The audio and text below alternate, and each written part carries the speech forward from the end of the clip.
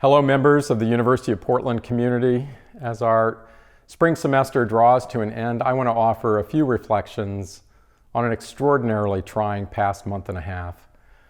I want to provide some insights on our plans for this fall. I want to update you on UP's financial health. And finally, I want to share our plans for an in-person commencement for the class of 2020. When our semester began in January, few could have imagined the course it would take. I know that all of you, students, faculty, and staff, have faced tremendous loss and uncertainty and doubt, both in your UP lives and in other communities of which you're a part. But in the midst of the challenges that we face together, the true spirit of UP has emerged. It's often said that you see the real character of a place when it goes through turbulent times. And when I think back on these past few weeks, my beliefs about UP's character have been affirmed. Our university is a place filled with remarkable grace, tremendous resilience, and an uncommon kindness and generosity. Examples of this abound. Think of the custodial staff who have come to work here day in, day out to keep our campus safe and clean. Think of the faculty so accustomed to teaching in person, who've worked hard to deliver instruction by Zoom and Teams. Think of the RAs, the Shepherd Academic Resource Center team, the campus ministers and the professionals in IS, the Health and Counseling Center staff and physical plant, just to mention a few. Think of the students who, despite their own heartbreak, have endeavored to make the best of exceptionally difficult circumstances. I am so grateful to each and every member of this community for your diligence, for your flexibility, and even your good humor. This is not the semester any of us wanted or expected, but you rose to meet the challenges we faced head on. For that, I will always be thankful. Many of you are wondering what the future holds. While we don't have all of the answers, I can share that individuals across our campus are applying their expertise and their creativity to planning for the weeks and the months ahead. The academic and administrative leadership teams are holding virtually nonstop conversations about our path forward, and I want to thank them for their efforts. As of today, our energies are focused on a return to in-person instruction this fall. Face-to-face interaction is critical to our mission at UP, and we're going to do everything we can to safely bring our students and our faculty and staff back onto campus. Doing that will require adaptability on the part of all community members. We may have to modify our start date. We may have to conduct a series of mini semesters with block scheduling.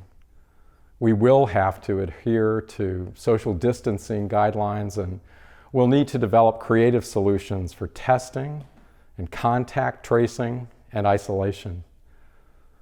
All of this will take hard work and it will take ingenuity. Campus life will certainly look and feel different when we return. But personal relationships and community living are core elements of UP's DNA.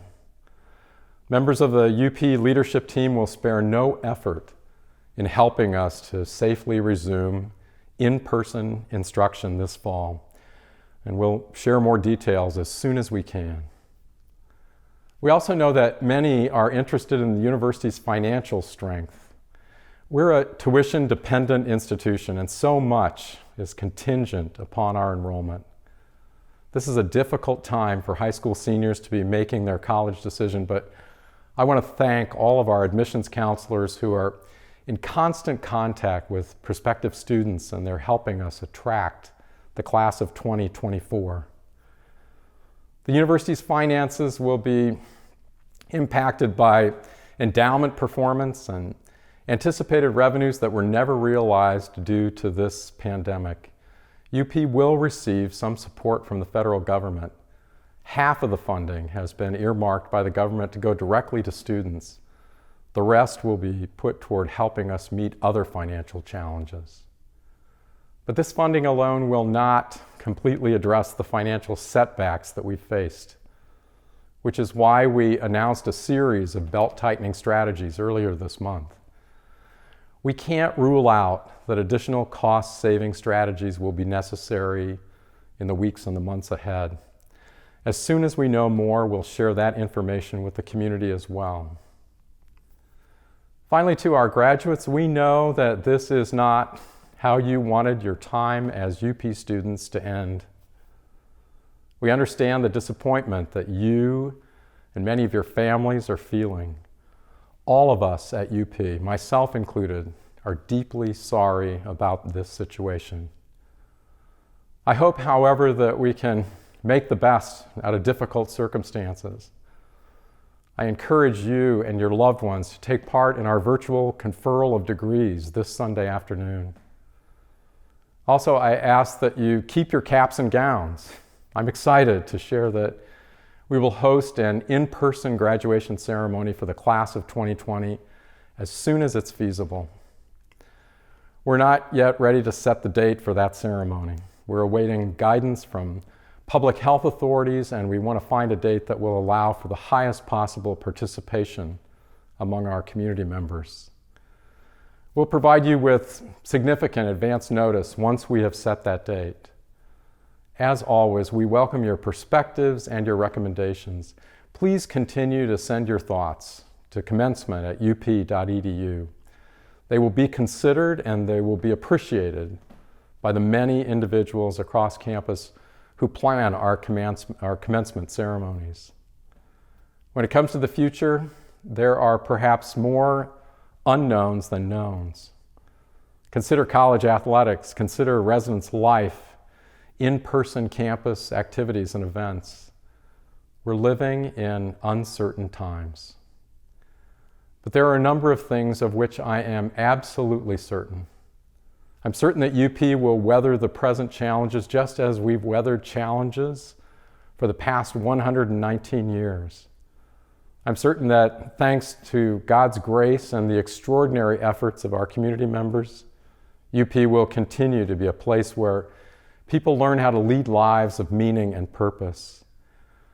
And I'm certain that in a world so much in need of hope, UP will continue to be a shining beacon from the bluff. Along with the Holy Cross community here at UP, I'm praying for you and your loved ones. I'm praying for your health, your safety, and your strength. I ask that you continue to pray for all who have been impacted by this pandemic, all who call UP home, and all who are working tirelessly to ensure our safety and guide our community and plan our future. May God bless you, and may God continue to bless the University of Portland. Thank you.